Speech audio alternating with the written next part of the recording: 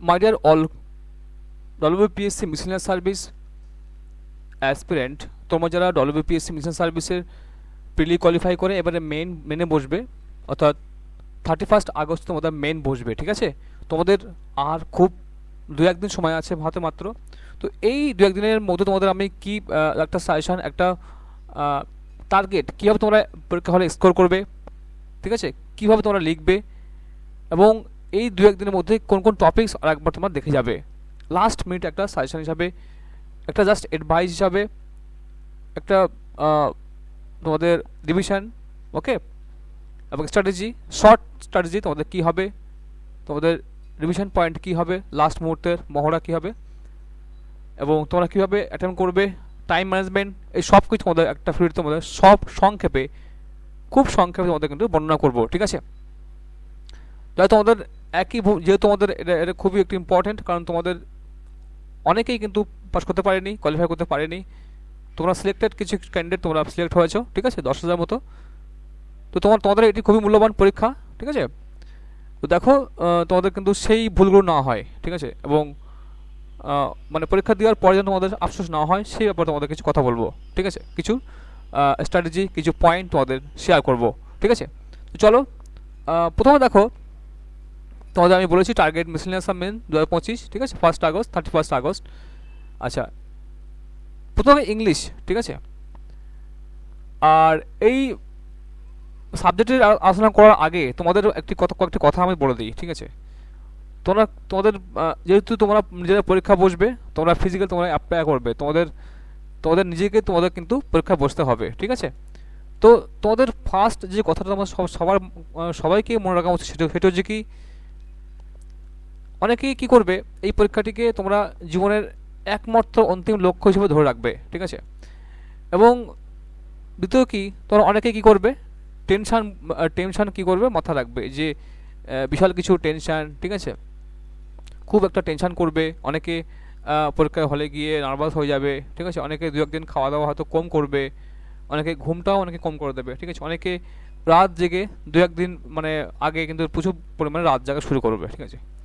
তো এইগুলো করবে না, মানে এই যে ঘুমের ঘাটতি হয়ে যাবে, খাওয়া দাওয়া যে অভ্যাস সেটা চেঞ্জ করা, মানসিকভাবে বিপর্যস্ত হয়ে পড়া, হতাশাগ্রস্ত হওয়া। তো অনেকে কি করবে দেখো, এই পরীক্ষায় কিন্তু যারা পরীক্ষা বসবে তাদের প্রায় 50%, ঠিক আছে, প্রায় 50%-এর মতো তোমাদের ক্যান্ডিডেট কিন্তু সেখানে আনপ্রিপেয়ার্ড থাকবে, ঠিক আছে? প্রায় 50% তোমাদের কিন্তু WBCS মেন না দেওয়া ক্যান্ডিডেট, ঠিক আছে, যারা কিন্তু কোনো মেন পরীক্ষা এখন পর্যন্ত বসেনি। এই যে অনেকেই মেন পরীক্ষায় বসেনি, প্রায় এরকম ক্যান্ডিডেট পাওয়া যায় প্রায় 50%, ঠিক আছে? এবং স্বভাবতই তারা কিন্তু ডেসক্রিপটিভ লেখা বা এই ধরনের কিছু মানে বানিয়ে লেখা টেখা এগুলো কিন্তু অনেক দিন আগেই তারা কিন্তু ছেড়ে দিয়েছে, স্কুল কলেজের লাইফ থেকে কিন্তু ছেড়ে দিয়েছে, ঠিক আছে? তো স্বভাবতই তারা কিন্তু নতুন করে প্রিপারেশন নিচ্ছে, নিউলি তারা কিন্তু কিন্তু ডেসক্রিপটিভ লেখা পরীক্ষা দেওয়া কিন্তু শুরু করবে। তাই অনেকেই মনে কিন্তু একটা প্রচুর ভয়, আর এই ভয় থেকেই কিন্তু এই যে এই ফেয়ারনেস থেকে মানুষের নার্ভের সমস্যা হতে পারে, নার্ভের যে দুর্বলতা সেখান থেকে আসতে পারে। এবং যদি ভয় থেকে নার্ভের যে প্রবলেম দেখা, মানে হতাশাগ্রস্ত হয়, মনের দুর্বলতা হয়ে থাকে, মন দুর্বল হয়ে যায়, তাহলে কিন্তু কী হবে, পরীক্ষার যে লেখা যে স্পিড সেটা কিন্তু কমে যাবে, নাম্বার 1, ঠিক আছে? আর পরীক্ষা দেওয়ার আগে তোমরা অবশ্যই তোমরা কী করবে, পরীক্ষার একদিন আগে বা দুদিন আগে তোমরা 1 থেকে 2 দিন আগে তোমরা একটি জায়গা বসবে এবং 10-20 মতো পেজ নেবে এবং পেন নেবে, নিয়ে তোমরা টানা 1 ঘন্টা, মিনিমাম 1 ঘন্টা এক টানা মনে যা ইচ্ছা লিখে যাবে। 1 ঘন্টা তোমাদের মনে যা আসে সেগুলো লিখবে।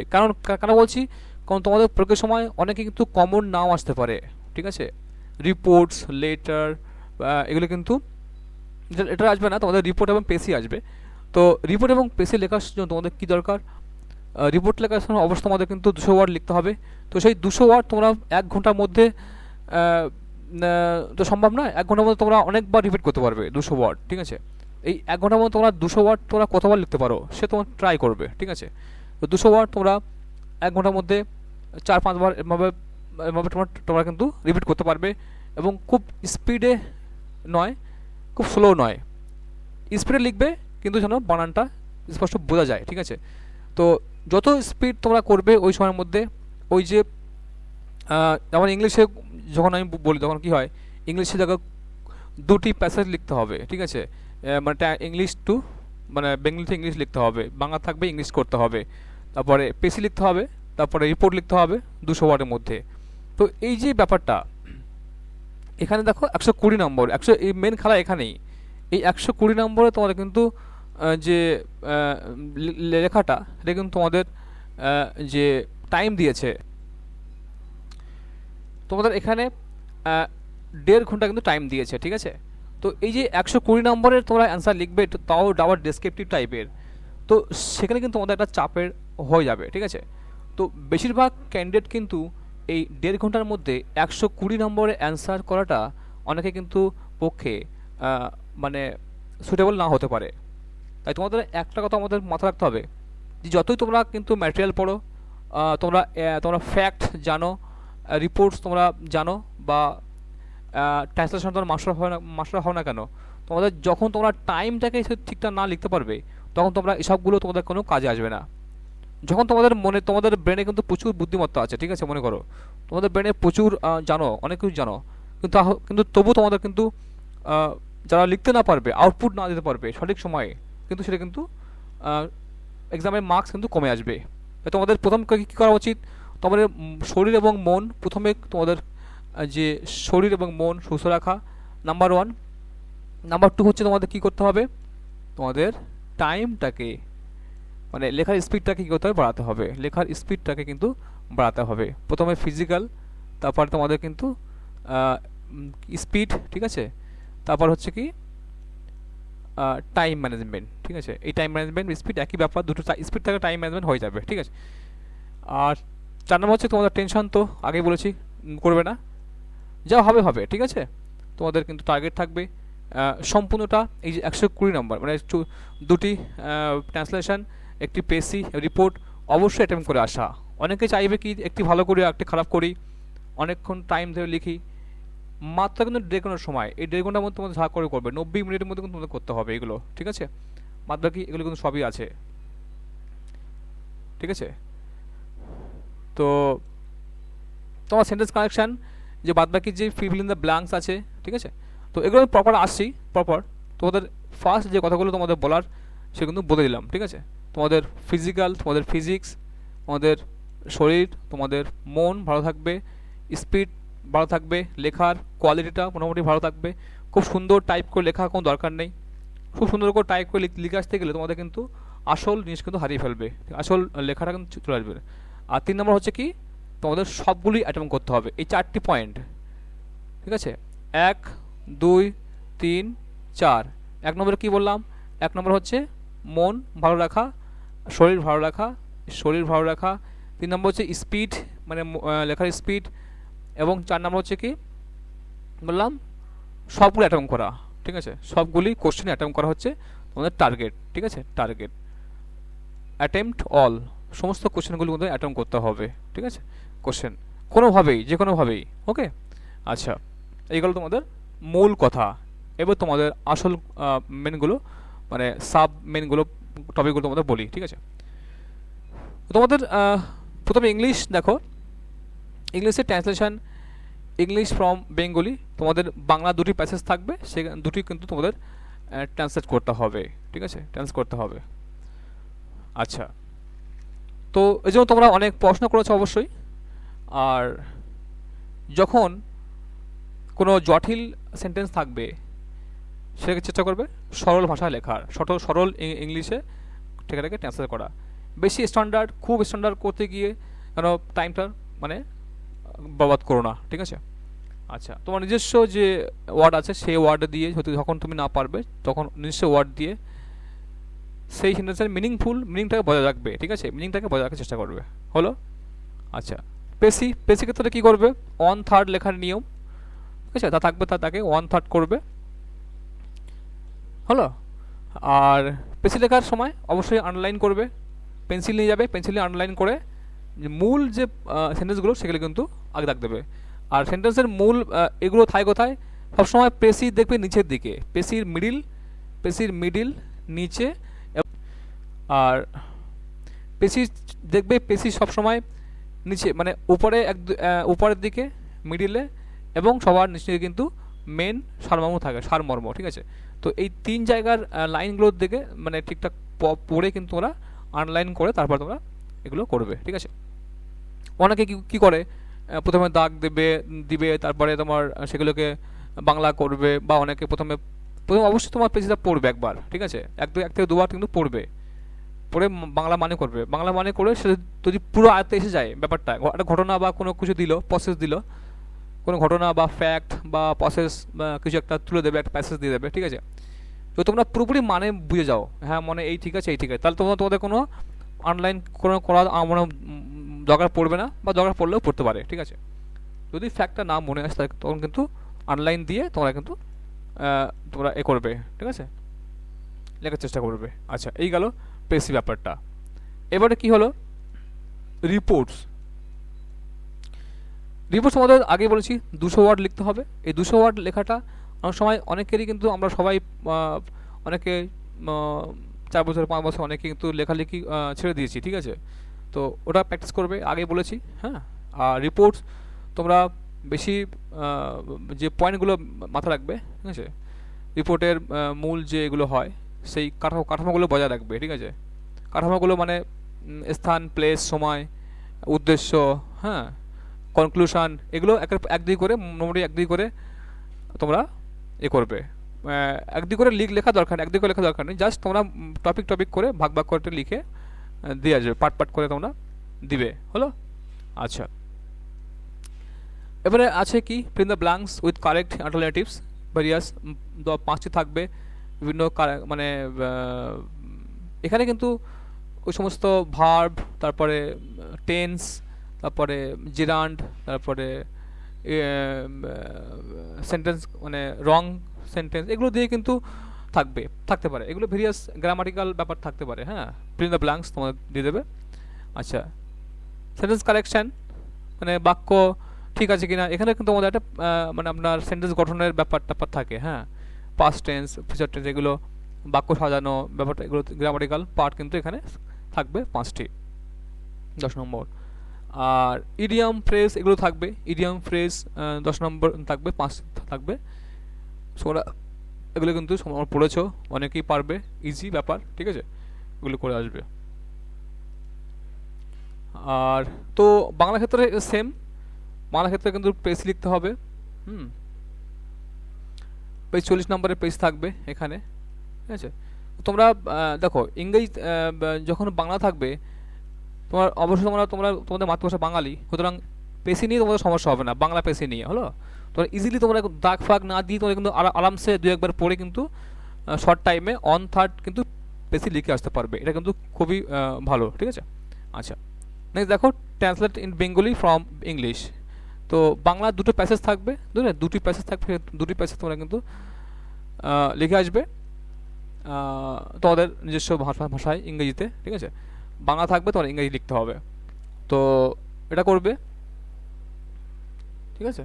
তো এখানে তোমাদের সুবিধা হবে এটাই কি, তোমাদের নিজস্ব বাংলা ভাষা থাকবে এবং সেটা তোমাদের মনের ভাষায়, তোমাদের নিজস্ব মাতৃভাষায় যে একটা মানে সহজ ইংলিশ ল্যাঙ্গুয়েজে কিন্তু লিখতে পারবে, এটা কিন্তু তোমাদের ভালো একটা দিক। নেক্সট হচ্ছে কি রিপোর্ট থাকবে 40 নম্বরে, হ্যাঁ।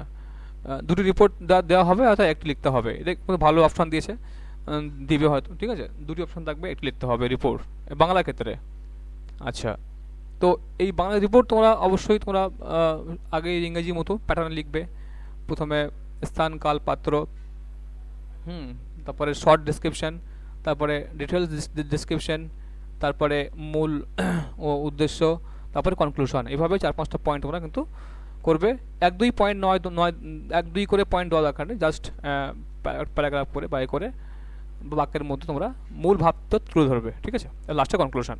আচ্ছা, এইভাবে গেলে এবারে বাংলা কিন্তু তোমরা যে বলা হয় শব্দ কারেকশন মানে অশুদ্ধ সংশোধন, এখানেও ব্যাপার থাকে, এখানে কিন্তু খুবই ইজি ব্যাপার, যেহেতু তোমরা বাঙালি মানুষ, অনেকেই বাঙালি, তো অসুবিধা হবে না। 5টি থাকবে, ভুল থাকবে শব্দ, সেটা ঠিক করে লিখতে হবে, খুব ভালো হবে, অনেকে তোমরা পড়াশোনা করেছো।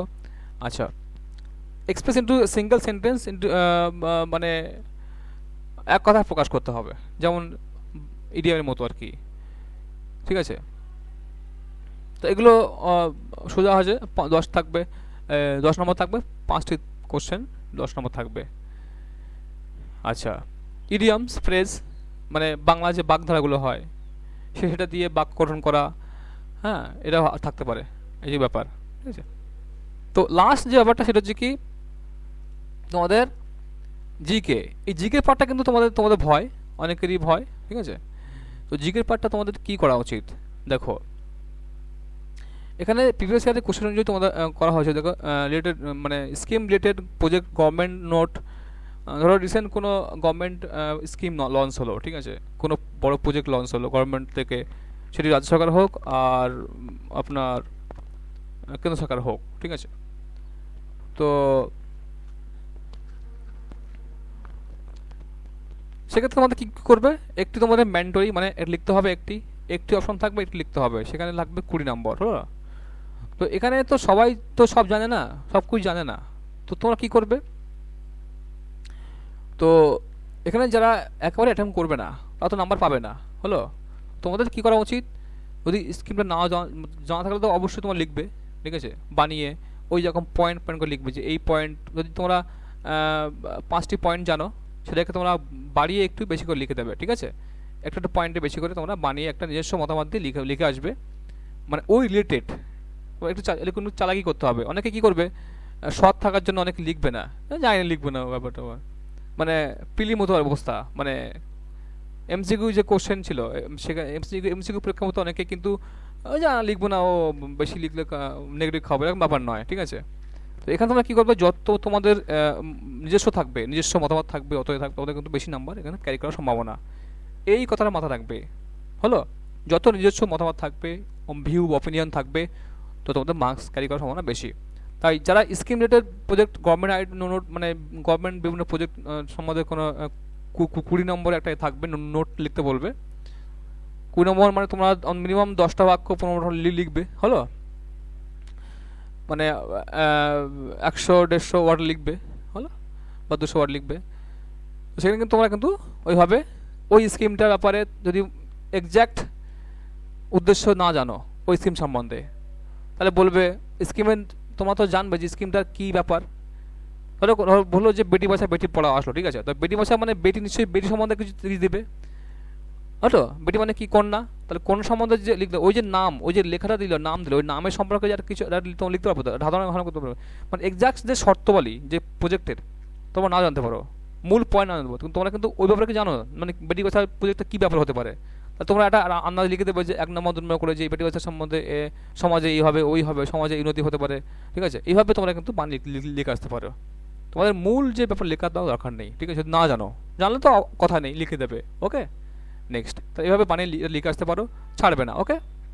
100 ওয়ার্ড লিখে আসলো তাও লিখে আসবে এখানে। আচ্ছা, নেক্সট দেখো, বলছি অ্যানাদার 2 কোশ্চেন, 15 মানে 15 করে 2টো কোশ্চেন আসবে, সেটা হচ্ছে কি various current affair, scheme, disaster, সম্প্রতি কোনো দুর্ঘটনা ঘটেছে কিনা, অ্যাক্সিডেন্ট ঘটেছে কিনা, তারপরে স্কিম লঞ্চ করেছে, মানে রাজ্য সরকার কোনো স্কিম লঞ্চ করেছে কিনা।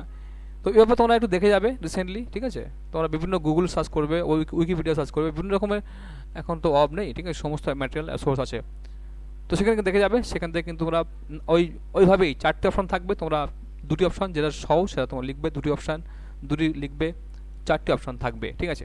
তো না জানলে কী করবে, ওই বললাম ওইভাবে ওই ওই স্কিম বা ওই প্রজেক্ট বা ওই ডিজাস্টার সম্বন্ধে আইডিয়া করে নেবে আপনা আপনি, ঠিক আছে। মূল তথ্য জানার দরকার নেই, তোমার নাও জানতে পারো, কিন্তু ওই ব্যাপারে তোমরা কিছু লিখে আসবে, এটা এটা আমার একমাত্র রিকোয়েস্ট, ঠিক আছে। আচ্ছা, এবার কি আসবে, ফুল ফর্ম। ফুল ফর্ম হচ্ছে তোমরা মানে প্রচুর বইতে অ্যাভেলেবেল আছে, সেগুলো পড়বে। আচ্ছা আচ্ছা, various schemes state or government, ঠিক আছে। ফুল ফর্ম তোমরা না জানলেও, যেহেতু 5টে থাকবে, অনেকে 4টে পারবে, 3টে পারবে, 2টো না লিখতে পারো, অসুবিধা নেই, ঠিক আছে। আর এখানে তোমার লিখলে নাম্বার দেবে এরকম ব্যাপার নাই। আচ্ছা, various schemes state or government, এখানে কিন্তু বিভিন্ন স্কিম সম্বন্ধে জিজ্ঞেস করতে পারে, ঠিক আছে। তো সেক্ষেত্রে তোমাদের সমস্ত স্কিমগুলো একবার দেখে নেবে, কোন স্কিমের তো এখানে দেখো আছে স্কিম সম্বন্ধে, ঠিক আছে, 5টি কোশ্চেন থাকবে, 10 নম্বর। এখানে তোমাদের জিজ্ঞাসা করতে পারে কোন স্কিমটা কত সালে, কোন স্কিমটা কে লঞ্চ করেছে, কোন রাজ্য সরকার লঞ্চ করেছে, এভাবে আসতে পারে।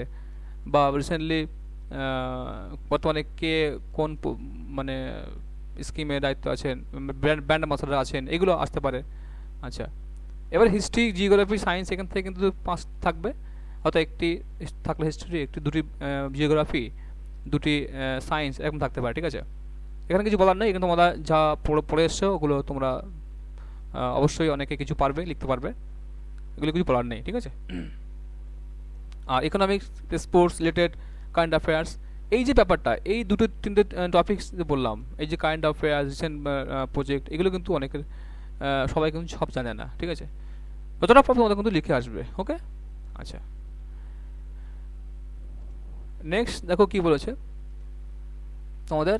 এখানে দেখো এই স্পোর্ট রিলেটেড, স্পোর্ট মানে রিসেন্টলি যারা হাই লেভেলে আছে, ঠিক আছে, সে ব্যাডমিন্টন হোক, ক্রিকেট হোক, ট্রফি হোক, রিসেন্টলি কাজ জিতেছে, হ্যাঁ, এগুলো করবে। আর কে কোন পদে আছে এটা কিন্তু করে যাবে। রিসেন্টলি লঞ্চ বুক, বিভিন্ন বুকস পড়ে যাবে, ঠিক আছে, বিভিন্ন বুকস লঞ্চ করেছে। ব্র্যান্ড অ্যাম্বাসাডার পড়ে যাবে, র্যাঙ্ক, বিভিন্ন র্যাঙ্ক পড়ে যাবে। আচ্ছা, কারেন্ট অ্যাফেয়ার্সের মধ্যে কোন গভর্নর আছে, কোন রাজ্যের কোন গভর্নর বা মুখ্যমন্ত্রী, এগুলো পড়ে যাবে।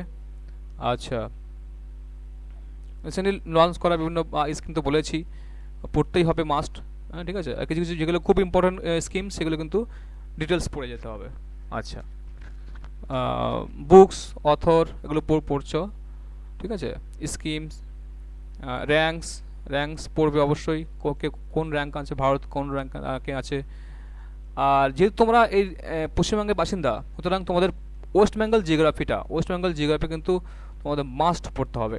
এখান থেকে প্রচুর কোশ্চেন আসতে পারে, আস্ক করতে পারে, ঠিক আছে। ওয়েস্ট বেঙ্গলের আদমশুমারিটা পড়বে, আদমশুমারিটা, হ্যাঁ, আদমশুমারি পড়বে, বিশেষ ইন্ডিয়ারও পড়ে রাখবে।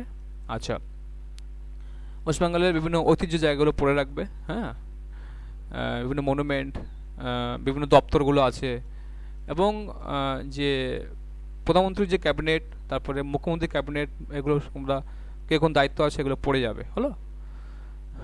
তো এগুলো পড়বে মাস্ট। আর